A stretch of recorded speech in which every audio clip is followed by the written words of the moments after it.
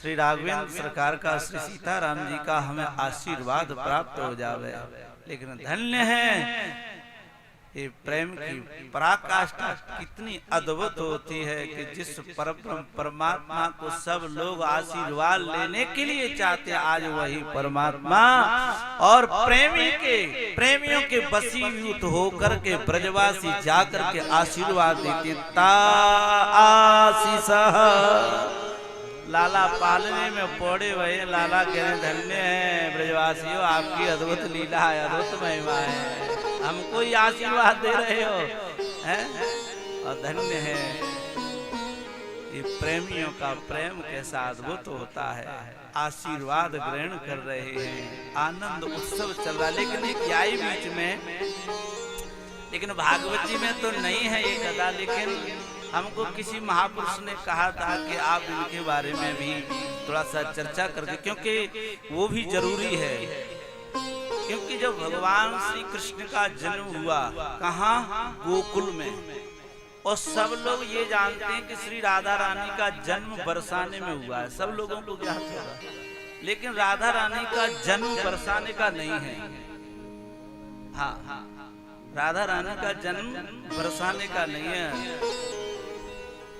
एक बार हमने बुलाया था तो नेताजी गए, वहां कथा हुई तो नेताजी को बुलाया, जो मथुरा से लक्ष्मी नगर से और दाऊजी के लिए जाते हुए बीच में एक गांव पड़े, वहां को नाम है रावल गांव।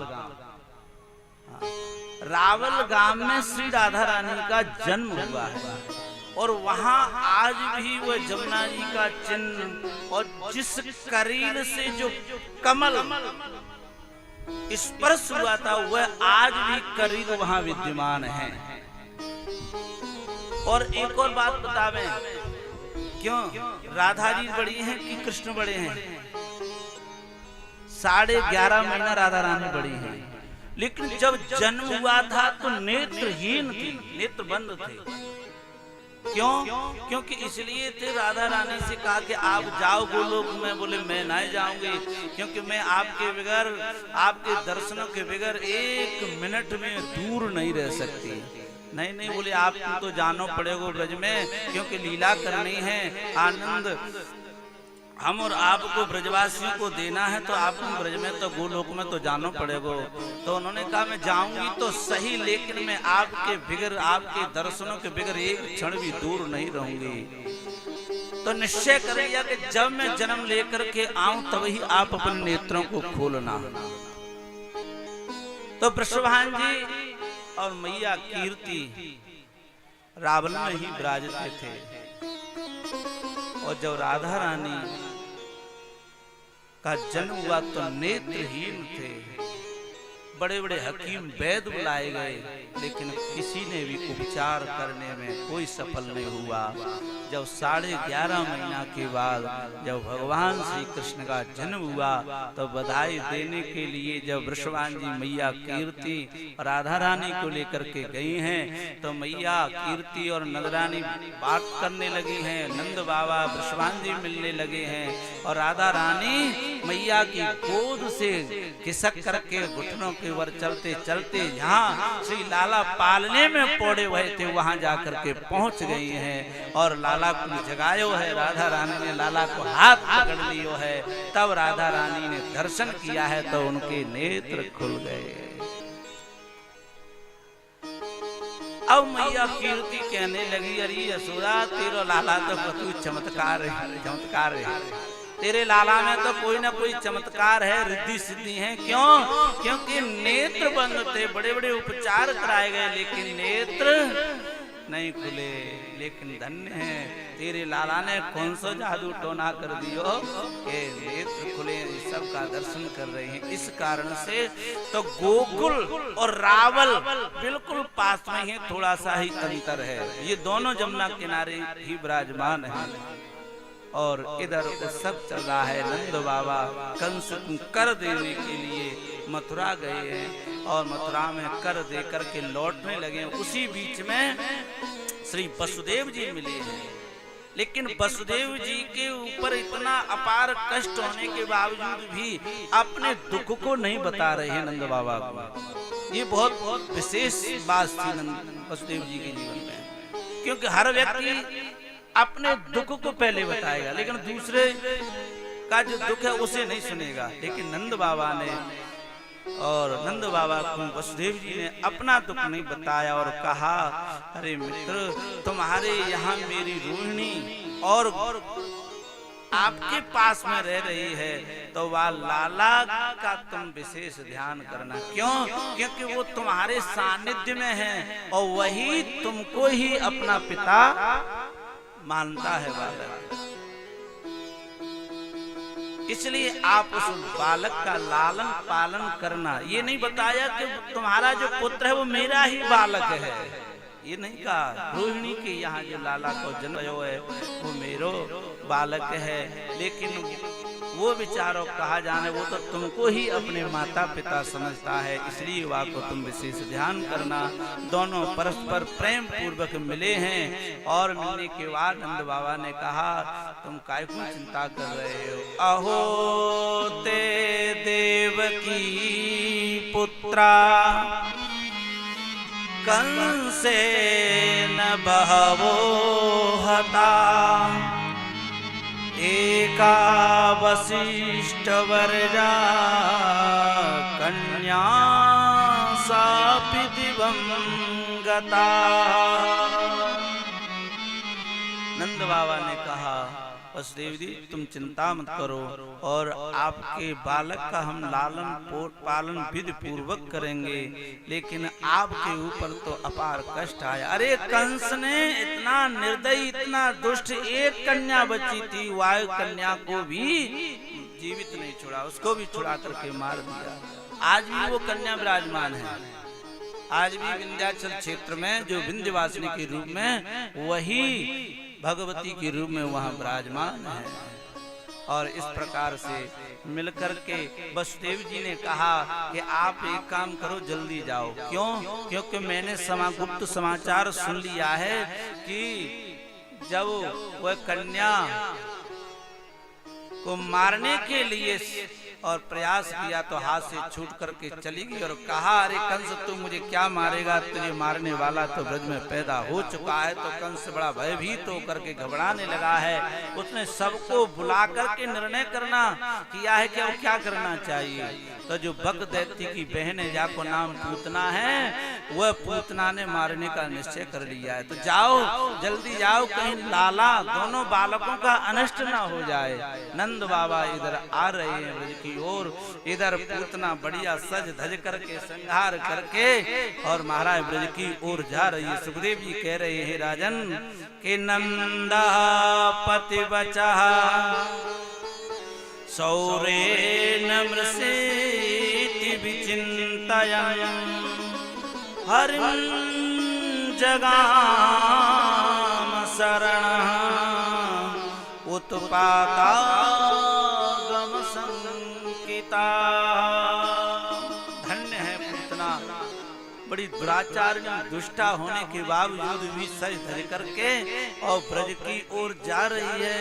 और जैसे ही गोकुल में प्रवेश किया और वहां तो नंदराय जी के महल में नंद के आनंद के नाम की ध्वनि हो रही है। नंद के आनंद भयो जय कन्हैया लाल के, नंद के आनंद भयो जय कन्हैया लाल की, जय कन्हैया लाल की, जय कन्हैया लाल की, जय कन्हैया लाल की, जय कन्हैया लाल की, जय कन्हैया लाल की, जय कन्हैया लाल की, जय कन्हैया लाल की, जय कन्हैया लाल की।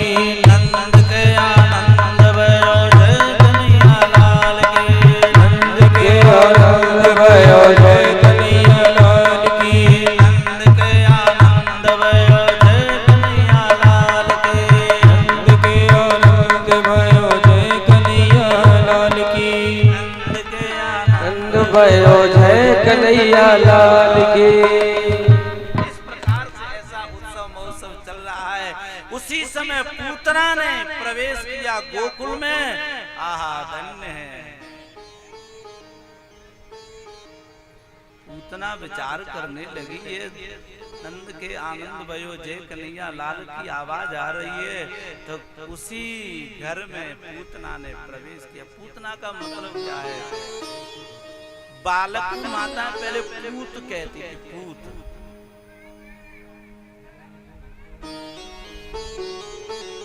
और जिसके पूत न हो, जो दुराचार दुष्टा है, वह पूतना ने जैसे ही महल में प्रवेश किया है। ब्रजवासी लोग ब्रजांगनाएं देख रहे हैं, विचार कर रहे हैं, भैया इतनी सजी धजी ये कौन है? ये तो हमने आज तक ब्रज में ना देखी, लेकिन इतनी सज धज करके, ये इतनी सुंदर श्रृंगार करके कौन आई भई है? एक ब्रजवासी बोलो, भैया तू ना जाने,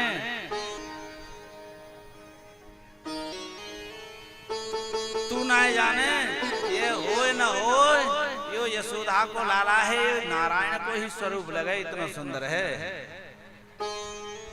तो जब नारायण ही स्वयं जन्म लेकर के आए, तो लक्ष्मी जी अकेली बैकुंठ में कहा करेंगी, तो वो भी अपने पति से मिलने के लिए या गोकुल में आई हुई हैं। ऐसे सुंदर भाव ब्रजवासियों के हृदय में प्रकट हो रहे हैं। जैसे नगरानी से मिली हैं पूतना, सखियों से मिलकर के, और जिस जगह लाला पालने में पड़े हुए हैं, पालने के पास जैसे पहुंची हैं, तो कन्हैया ने, उस बालक ने अपने नेत्रों को बंद कर दिया। नेत्रों को बंद क्यों किया? क्योंकि पूतना आ रही है, तो नेत्र बंद क्यों? या कारण है क्योंकि कन्हैया विचार करने लगे, लाला विचार करने लगे, या राक्षसी के दर्शन क्यों करूंगे? ये राक्षसी है, दुष्ट है, और या के मुख तो दर्शन ही नहीं करना चाहिए, इसलिए दुष्ट व्यक्ति की ओर ज्यादा ध्यान नहीं देना चाहिए। अथवा सोचने लगे, भैया है तो दुष्टा, है तो दुष्ट, लेकिन या के भाग्य कितने अद्भुत हैं कि ये ब्रज की ओर आ रही है। या ब्रज में आने के लिए तो बड़े बड़े ऋषि मुनि महात्मा तरसते हैं, लेकिन ये कितनी बड़ी भाग्यवान है कि ये ब्रज की ओर मेरा दर्शन करने के लिए मेरे पास आ रही है। तो मैं क्या करूं? इसलिए नेत्रों को बंद करके सोच रहे हैं। अथवा दूसरा भाव ये है कि इसलिए नेत्र बंद किए कि भैया या ब्रज में जन्म लेकर के इसलिए आयो क्योंकि माखन मिश्री दूध दही चकाचक मिलेंगे, लेकिन दूध दही का तो दर्शन नहीं हुआ, और या जहर का विष का दर्शन पहले हो रहा है। तो भैया दूध दही पीने वाले तो हम हैं, और विष पीने वाले देवता हैं शंकर जी। मानो शंकर जी का ध्यान कर रहे हैं, अथवा ये विचार कर रहे हैं कि आई तो मेरी शरण में, लेकिन यह शरण में आने वाली इस दुष्टा को मैं कौन सी गति दूं, कहां भेजूं? तो मानो सूर्य चंद्र की दोनों आंखों में विराजमान हैं। तो उन्होंने कहा ऐसी दुष्टता, ऐसी दुष्ट राक्षसी को तो हम बिल्कुल देखेंगे ही नहीं।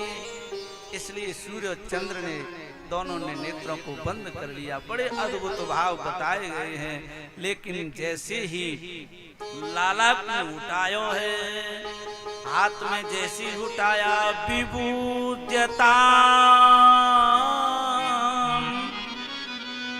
बालक मारिका ग्रहम चराचरात्मा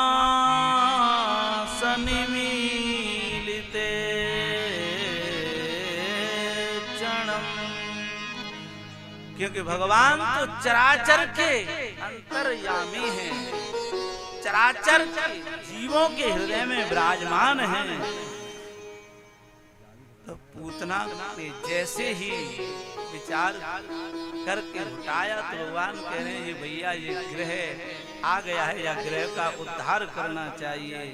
तो अनंतमारोपयदंकमंतकम यतो रगं सुप्तमबुद्धिरज्जुधि। जैसे कोई अंधेरे में सर्प को समझ, रस्सी समझ करके और कोई सर्प को उठा ले तो क्या दशा होगी, अथवा सर्प को रस्सी समझ करके उठा ले या रस्सी समझ करके सर्प को उठा ले क्या दशा होगी। उसी प्रकार से उस पुत्रा ने विचार किया ये तो साधारण सा बालक है, लेकिन वो साधारण सा नहीं है, वो तो सर्प की तरह मानो तो उस पुतना का काल ही था। और जैसे उठा करके अपने पयोधर को पिलाना आरंभ किया और पिलाते पिलाते अनंत आकाश में जाकर के उड़ा करके ले गई।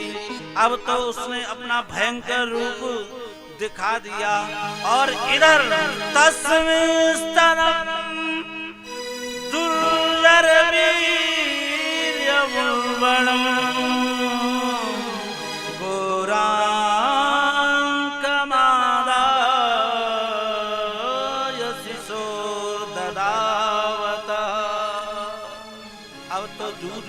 आरंभ कर दिया और शंकर जी ने और उसके प्राणों को पीना प्रारंभ कर दिया। और श्री लाला ने मैया के उस पुतना के पयोधर को ऐसी मजबूती से पकड़ा, क्योंकि देखिए हम लोगों की पकड़ कच्ची है, मजबूत